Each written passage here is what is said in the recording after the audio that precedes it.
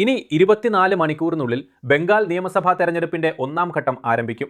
ഇത്തവണ നമുക്കെല്ലാവർക്കും അറിയാവുന്നതുപോലെ കഴിഞ്ഞ 2021 നിയമസഭാ തെരഞ്ഞെടുപ്പിലെ 8 ഘട്ടങ്ങളിൽ നിന്ന് കുറഞ്ഞ് ഇതൊരു 2 ഘട്ട തെരഞ്ഞെടുപ്പാണ്. ഇപ്പോൾ ഇതൊരു വമ്പിച്ച സജ്ജീകരണ പ്രവർത്തനമാണ്. പോളിംഗ് ആരംഭിക്കുന്നതിന് ഒരു ദിവസം മുൻപായി EVMകൾ ഇപ്പോൾ പോളിംഗ് പാർട്ടികൾക്ക് വിതരണം ചെയ്യുകയാണ്.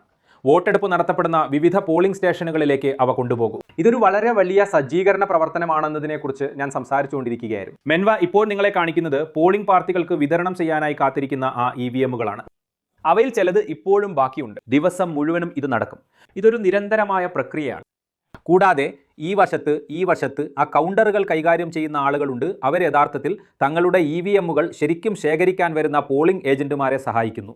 ഈ വശത്ത് മെൻമയ്ക്ക് നിങ്ങളെ കാണിക്കാൻ കഴിയുമെങ്കിൽ ഇതിനകം തന്നെ തങ്ങളുടെ EVMകൾ ശേഖരിച്ച ആളുകളുണ്ട്. കൂടാതെ അവരിൽ പലരും ഇപ്പോൾ നിങ്ങൾക്കറിയാമോ അവരുടെ ഗ്രൂപ്പുകളിലും അവരുടെ ടീമുകളിലുമാണ്. കൂടാതെ അവർ ഇവിടെ നിന്ന് പോളിംഗ് നടത്താനായി പല സ്ഥലങ്ങളിലേക്കും പോകും. മാഡം, നിങ്ങളുടെ പേരെന്താണ്?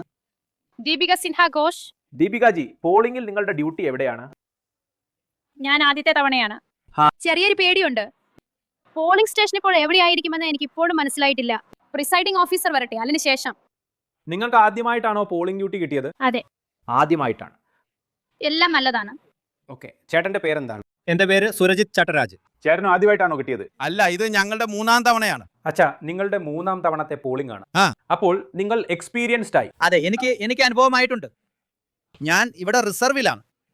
എനിക്ക് എവിടെയാണ് ഡ്യൂട്ടി കിട്ടുക എന്ന് അത് ഞങ്ങൾക്ക് ഈ സമയത്ത് അറിയില്ല. ആണോ?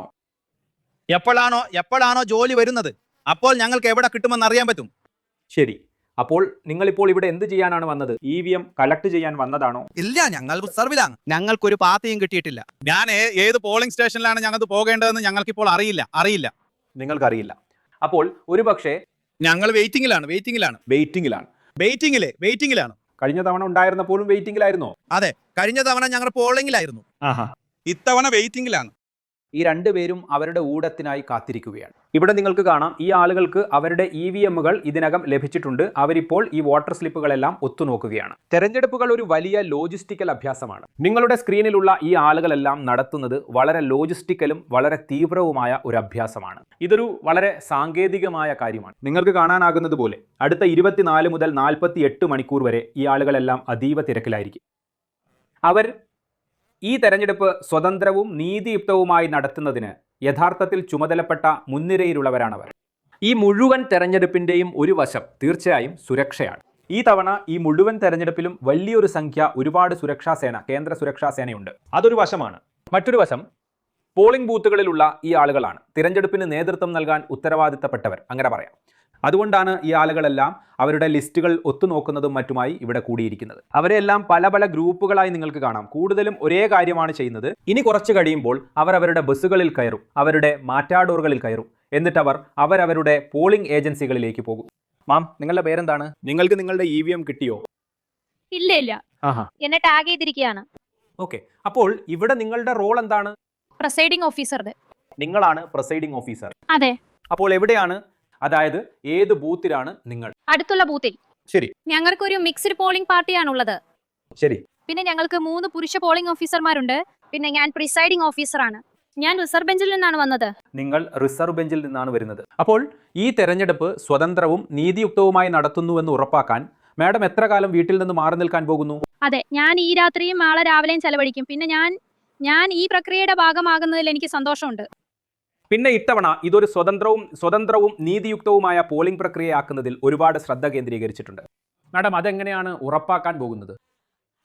നമ്മൾ ECI നെറ്റുമായി ബന്ധിപ്പിച്ചിരിക്കുന്നതിനാൽ നമ്മൾ കേന്ദ്രീകൃതരാണ്. പിന്നെ നമ്മളെ കേന്ദ്രീകൃതമായി നിരീക്ഷിക്കുന്നുണ്ട്. അതുകൊണ്ട് ഇത്തവണ ഇത് കൂടുതൽ സുരക്ഷിതമായ ഒരു തെരഞ്ഞെടുപ്പായിരിക്കുമെന്ന് ഞാൻ കരുതുന്നു. അതുകൊണ്ട് ഞാൻ കരുതുന്നു ഇത് ഒരുപാട് പ്രിസൈഡിംഗ് ഓഫീസർമാരുടെയും ബൂത്തുകളിൽ പ്രവർത്തിക്കുന്നവരുടെയും സമാനമായ കഥയാണ്.